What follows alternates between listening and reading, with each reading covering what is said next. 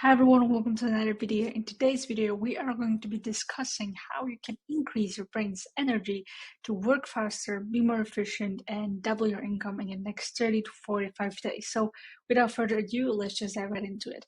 So before actually giving you all the tips and all the advice on how you can do it and how I've done it personally by learning a lot about biohacking and how to pretty much manage your brain and how to make your brain listen to you rather than letting your brain do what it's want to do. So before doing that, I just want to explain how your brain works. So pretty much your brain works like your smartphone.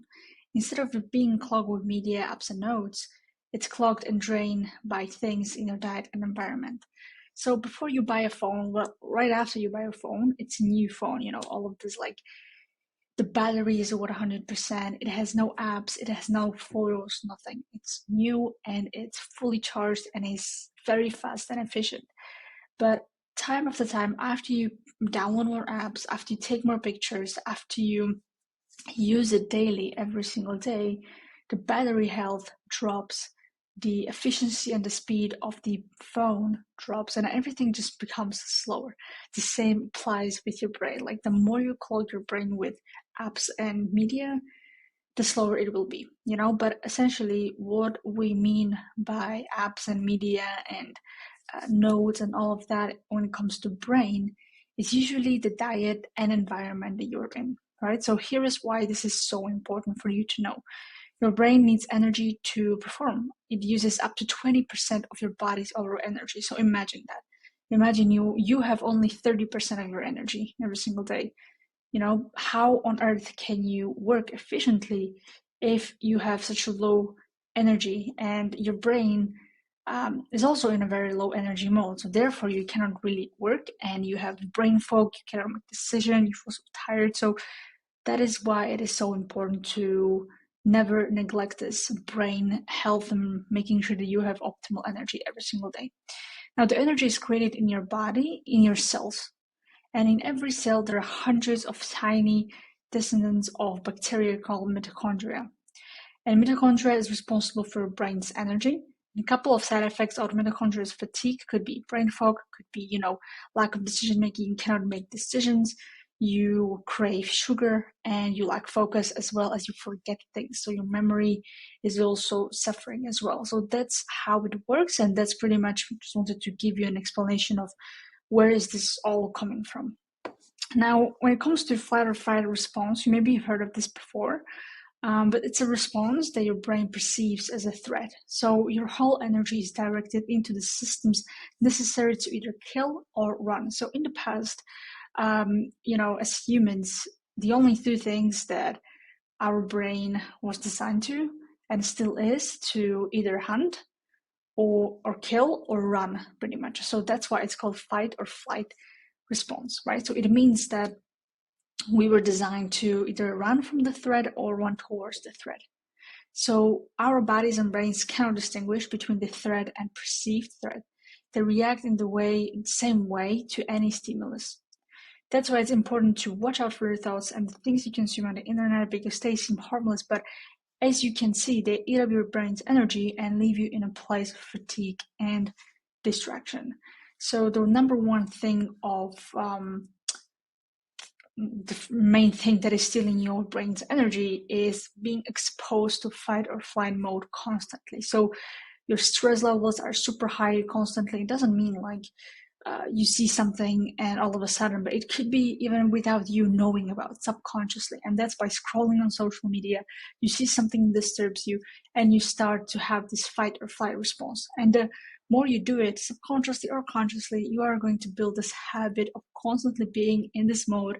And therefore your brain, consciously and subconsciously, will take that energy to fight and to protect you if the threat is not real, which 90% of it is not.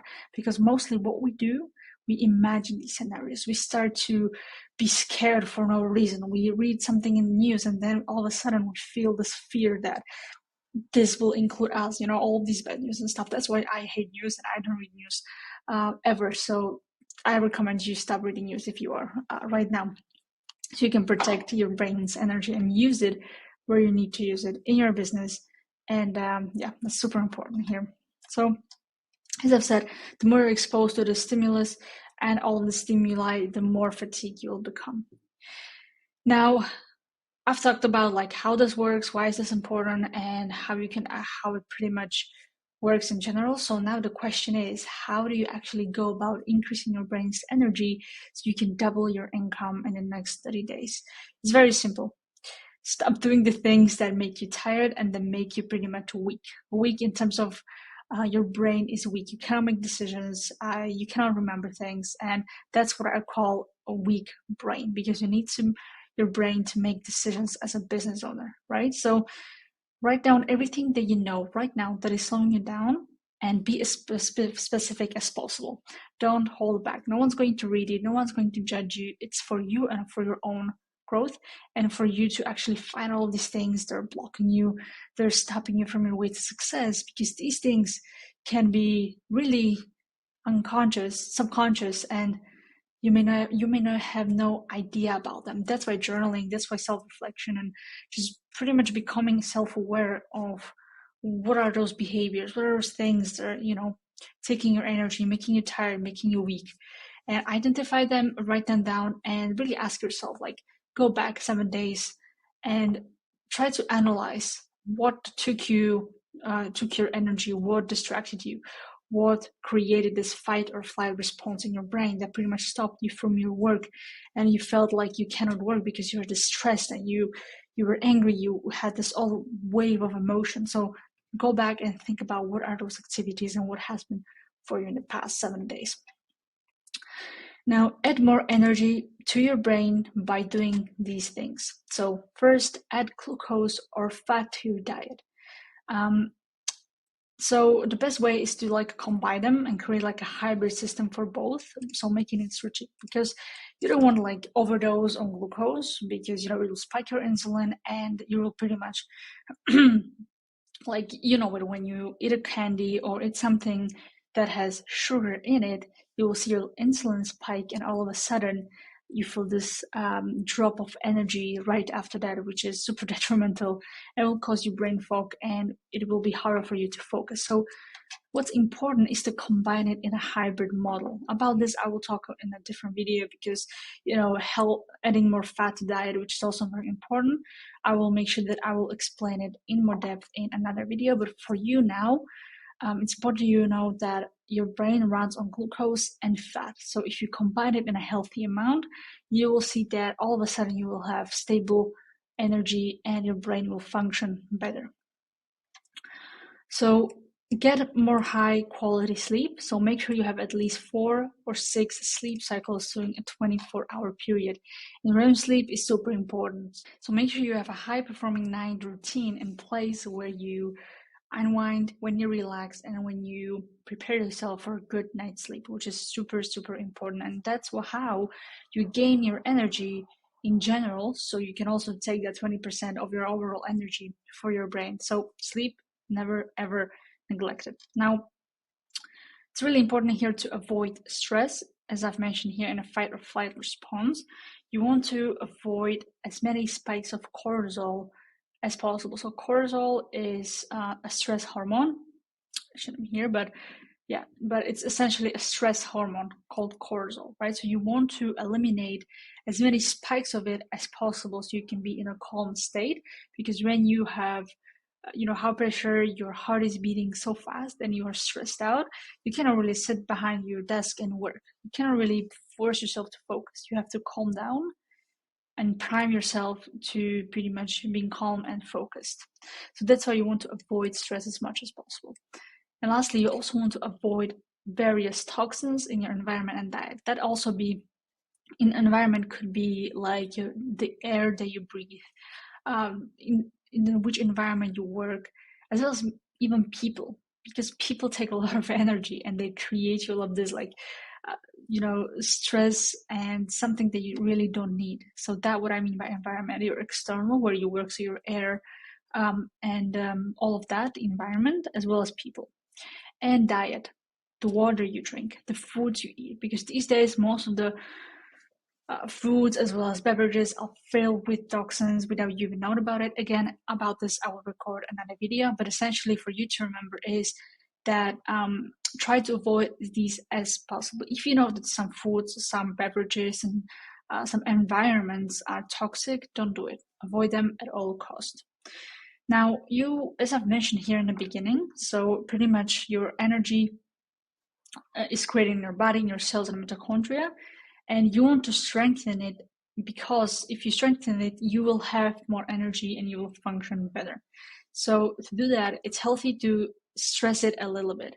I know I talked about like don't stress at all, but think about it. When you're in the gym and you try to gain muscle, what do? You put stress on your muscles so they can grow. The same applies to your mitochondria and even to your life.